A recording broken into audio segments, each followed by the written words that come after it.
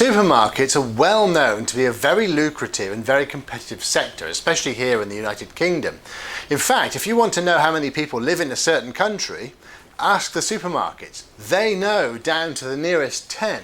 That's how accurate they are, and that's how important it is for them to be able to get their pricing to millimetric precision. Now that's certainly been the case with Morrisons recently, and we've heard enough about Morrisons, especially with their 3 potential suitors and the very clever game they played with trying to get the best price when selling the company, if of course the company does get sold. Now that resulted in last week other supermarkets being forced out of the arena, and one of those was Sainsburys. And hedge funds here in London at the end of last week were forced to stop short selling Sainsbury's stock, and that was because Morrisons took the entire limelight, so there was a lot of focus on the potential deal that was going ahead.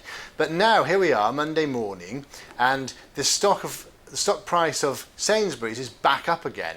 If you look at the chart between 8 o'clock and 10 o'clock this morning on the London session, it's gone up substantially. It's only 2.68 points, but that's quite a substantial increase when you consider that Sainsbury's is a very stable, very established, well-capitalised company. So the hedge funds are back in the game again, the institutional traders are back in the game again, and the Morrisons bidding war has taken a little bit of a back seat after a few months of very, very interesting wranglings between the potential buyers and what is basically a huge public listed company.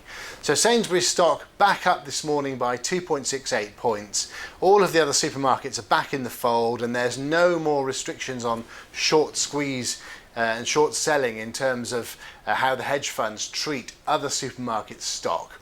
So that's quite an interesting development, and actually Sainsbury's have really played it calm here because they haven't got themselves involved in any public statements or anything like that. It's just been a case of allow the Morrisons deal to slip into the background, and then up go the share prices again.